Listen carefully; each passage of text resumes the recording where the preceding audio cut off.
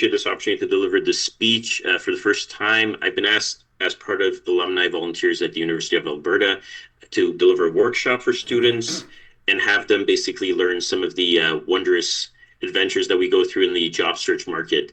And the title of the speech is Tips for a Reduced Stress Job Search. So a bit of a mouthful, but students are oftentimes suffering from anxiety these days, and they're hoping that a workshop can help them with this job search process. So I would like to have the timer start now, if possible. Appreciate it. So the main topics that I'll be talking about during this speech are resume and cover letter tips, job application approach, as well as some interview and networking tips for students.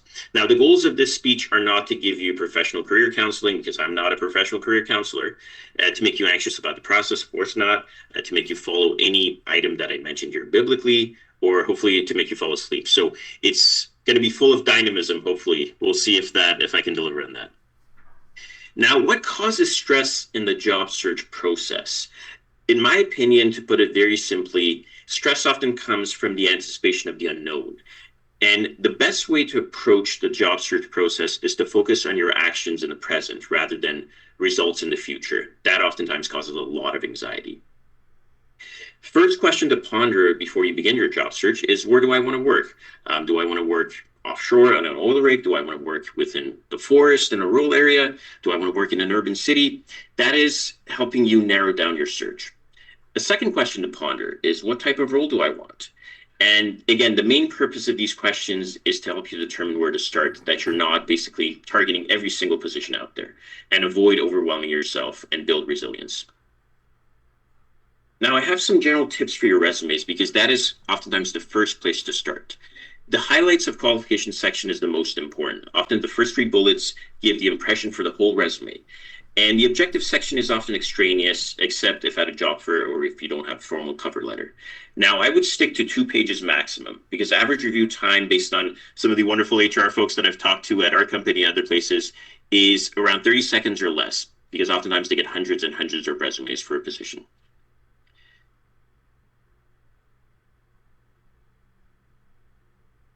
Now, some resume tips of my own, based on some lessons learned, is that the first bullet of the resume should be most directly linked to the position, unless it's a generic application. Now, your experience is the most important. Oftentimes, that is what all hiring managers, all HR folks look at first, followed by your education, and then software skills are pretty much at the dead end. That is probably the last item you want to mention in your resume. Now, university services such as our wonderful Engineering Employment Center at the University of Alberta provide wonderful guidance on specific positions that you're looking for within the engineering sector. And there's other institutions that can help you as well, depending on the type of position you're looking for. Now, oftentimes we forget what the goal of a resume is. The goal of a resume is not to basically give yourself a wonderful impression or to basically give yourself a full-on introduction. It is actually to get to the interview, to be able to have an interview. Now, as part of developing your resume, cover letters are often important as well. Now, some general tips I want to share about that is that you have to tailor your cover letter to the specific position that you're looking for. The first paragraph can often be, why are you interested in this position? The second paragraph can say, why are you the best fit for the position? And the third paragraph, what makes you different? What makes you stand out from the hundreds of other candidates?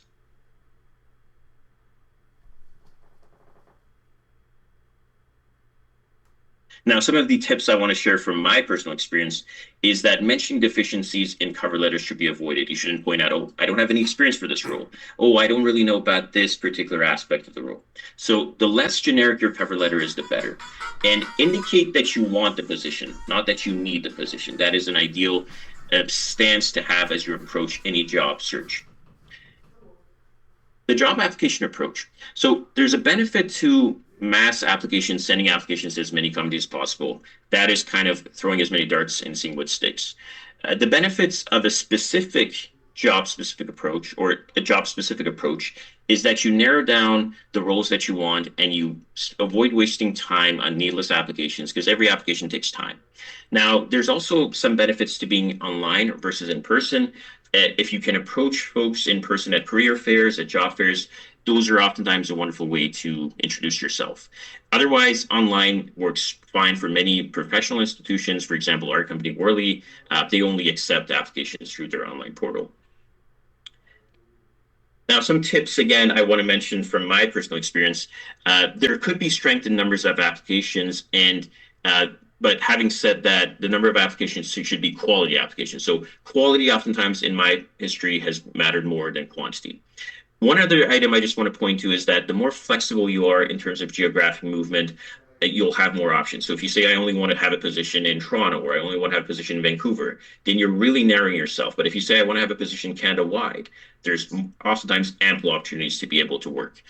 First position in the industry oftentimes will not be your ideal position. It's just a position to get your foot in the door. And internships can also be a wonderful way of making that basically first impression to an employer and hopefully moving on to full-term employment. Some interview general tips I want to share as well, because once you get the interview, you've made it past the first step, and this is the second step to help you gain the position. So know the exact location of the interview. This happens oftentimes at our company, is that folks become late to an interview because they didn't check ahead of time where to come to, where to drive, where to park. So that can cause some embarrassment and unfortunately some mishap. So treat the front desk and reception staff really well. There was one particular candidate I recall I was involved in, a summer student, and unfortunately this person was really rude in front of me to the reception staff. So that is one thing that we do take note of, because these will be your future colleagues. So treat everybody with respect, with dignity, and professionally. Put your phone on silent and if possible out of sight. There's nothing worse than somebody checking their phone or texting during an interview. And mock interviews are an excellent idea. Those are offered, for example, at the Engineering Employment Center at the U of A, and they can be a wonderful resource for basically providing some practical experience in the interview process. Some of the interview tips that I want to share based on my own personal experience is be positive at all times during the interview. Never badmouth a former employer, a former colleague. Those can leave negative impressions. Pause before you answer. Make sure you can even repeat the question to see if you've understood what they're asking you. Note a company ahead of time, especially their accomplishments, some of their recent projects. Employers oftentimes love when somebody shows an interest, in the projects that they handle. Again, indicate that you want the position, not that you need it. That is oftentimes what we look for in potential candidates.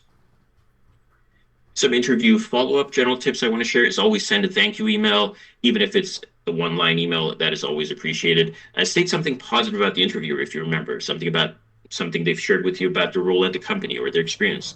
Reiterate interest in the company. You can even mention another accomplishment here of the company or something that they have if they've been in the news recently. So that is always a wonderful way to make yourself stand out.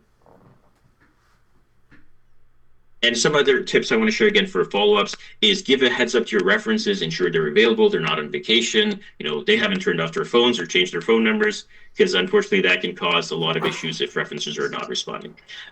Follow up a week after the interview if you don't hear back. Keep yourself at the top of their mind. If they've interviewed 50 people and you're number 25, then they might have forgotten or they might have seen a lot more candidates. So try to bring yourself again to the top of their mind.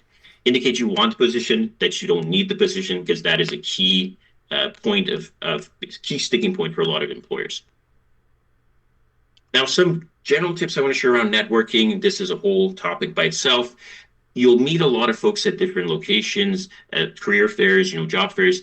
Always stay in a good mood, no matter the range of reactions that you might get. Some people might be grumpy. Some people might just, not be people friendly. So try to stand out from the crowd and always address everything, with a smile, with a positive note, and ensure the conversation flows and don't interrupt the other person.